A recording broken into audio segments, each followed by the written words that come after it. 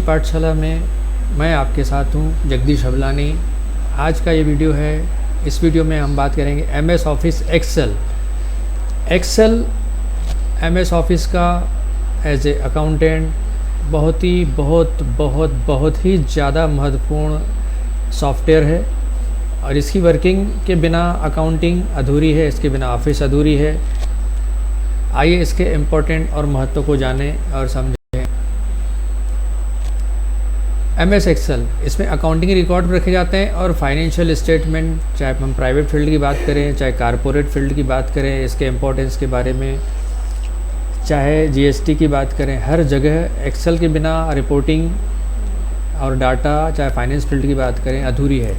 उसके बिना ये रिकॉर्ड आगे बढ़ते ही नहीं। तो इसकी एक्सेल शीट जो होती है, financial analysis, data management, chart and graph बनते हैं, ड्राइंग एंड ग्राफ बनते हैं और कई सारे फॉर्म भी हैं, प्रोसेस होते हैं, रिपोर्टिंग होती है। बहुत वास्ट सब्जेक्ट है, बट एज ए अकाउंटेंट जो वर्किंग हमें करनी होती है, बहुत ही वेरी बेसिक से, फ्रेशर्स के लिए, स्टार्टर से मैं स्टार्ट कर रहा हूँ। आइए इसके यूजेस के बारे में जानें। Budget and financial statement, expenditure and summary report, financial presentation, inventory control, stock के बारे में, मटेरियल के बारे में, मैनेजमेंट के बारे में, जॉब फोरकास्टिंग, कास्ट अकाउंटिंग होता है, फास्ट शीट बनती है, बिजनेस के कई सारे फॉर्म प्रिंट होते हैं, सेव होते हैं, कस्टमर की लिस्ट और क्लाइंट की लिस्ट आप बना सकते हैं, table for document and updating, statistical analysis, इतनी सारी चीज़ें हैं साथियों। बहुत सारा इसका उपयोग है, इसलिए इसको सीखना समझना अति आवश्यक है। आपकी जीएसटी की पूरी वर्किंग जो होती है वो एक्सेल शीट के माध्यम से ही रिटर्न बनते हैं और प्रोसेस होते हैं।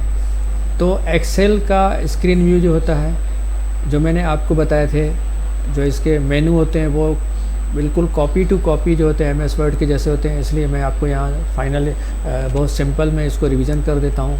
जैसे टाइटल बार की बात करें, मेनू बार की बात करें, स्टैंडर्ड टूल बार की बात करें, फॉर्मेटिंग और रूल बार की बात करें, बिल्कुल कॉपी टू कॉपी जैसा हमने देखा था वैसा ही इसमें होता है।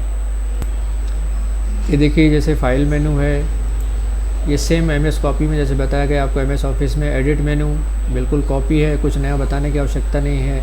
इंसर्ट है, इंसर्ट में यहाँ पर आपको रो, कॉलम और शीट इंसर्ट करना सिखाया जाएगा।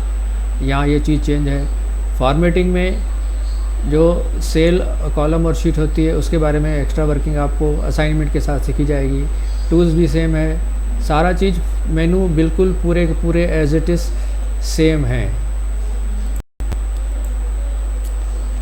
कोई चेंज नहीं है। इसलिए आपको एक्स्ट्रा समय लेने की आवश्यकता नहीं है, बिल्कुल कॉपी टू कॉपी है। अब वर्कशीट की बात करें तो इसमें जो होते हैं कॉलम ABCD, फिर A से Z ख़त्म होने के बाद AZ, A शुरू होकर ABCD, इस तरीके से होते हैं। रो की टोटल संख्या 65,534 होती है। एक सेल में 255 शब्दों को टाइप किया जा सकता है, लिखा जा सकता है। ग्रिड लाइन जो होती है, एक्टिव सेल जिसको बोलते हैं, अराउंड सेल कहलाती है। ये मैं आपको प्रैक्टिकल बताता हूँ।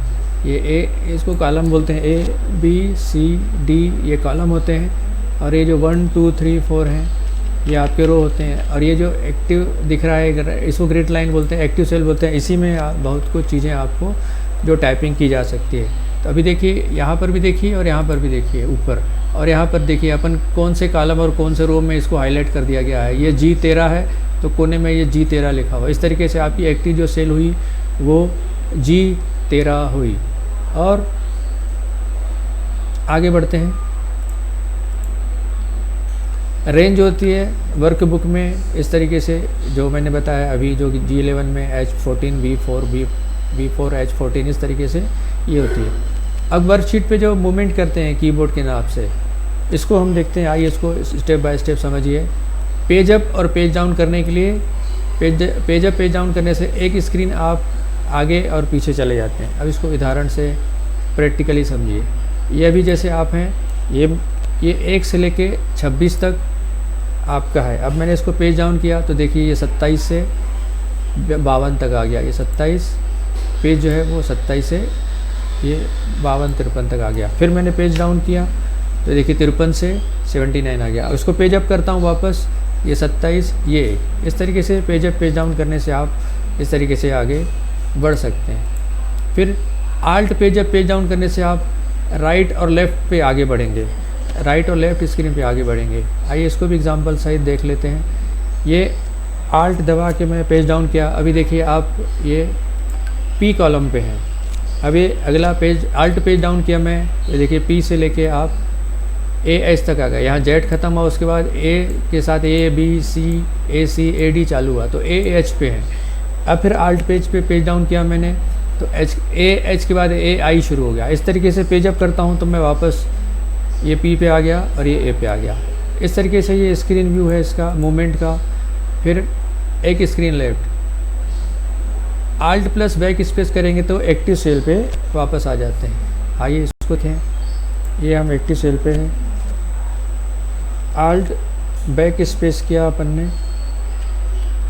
ये देखिए वापस एक्टिव सेल पे आप वापस जाते जा रहे हैं। इस तरीके से आप आगे बढ़ सकते हैं स्टेप बाय स्टेप। फिर आगे बढ़िए, आइए देखते हैं कंट्रोल होम और कंट्रोल एंड। फर्स्ट सेल और लास्ट सेल पे चले जाते हैं। ये कंट्रोल होम किया तो मैं A1 पे आ गया, कंट्रोल एंड किया तो जहाँ से स्टार्ट किया वहाँ आ गया। फिर कंट्रोल होम से वापस कंट्रोल एंड से, इस तरीके से आप मूवमेंट कर सकते हैं। आइए आगे बढ़ें, कंट्रोल पेज अप और कंट्रोल पेज डाउन। तो अब नई शीट में आप जाते हैं। ये जैसे यहाँ पर शीट 1 है, ये मैंने शीट 2 की, ये शीट 3 की, यहाँ पर देखिए नीचे। तो कंट्रोल पेज अप से ये शीट 2 में चले गए, शीट 1 में चले गए। पेज डाउन किया तो शीट 2 में चले गए, शीट 3 में चले गए। कंट्रोल एरो किए तो आप हर डायरेक्शन के अंत में जा सकते हैं। जैसे अभी आप 1 नंबर पे हैं, कंट्रोल के साथ मैंने नीचे का एरो किया तो देखिए लास्ट शीट में चले गए आप। कंट्रोल अप किया तो 1 पे आ गए। इसके वजह से राइट से कंट्रोल राइट नेविगेशन किया तो लास्ट में चले गए XFD, और फिर से किया तो वापस इस तरीके से आ सकते हैं। इस तरीके से ये आप एक्सेल का मूवमेंट जो है कीबोर्ड के माध्यम से कर सकते हैं।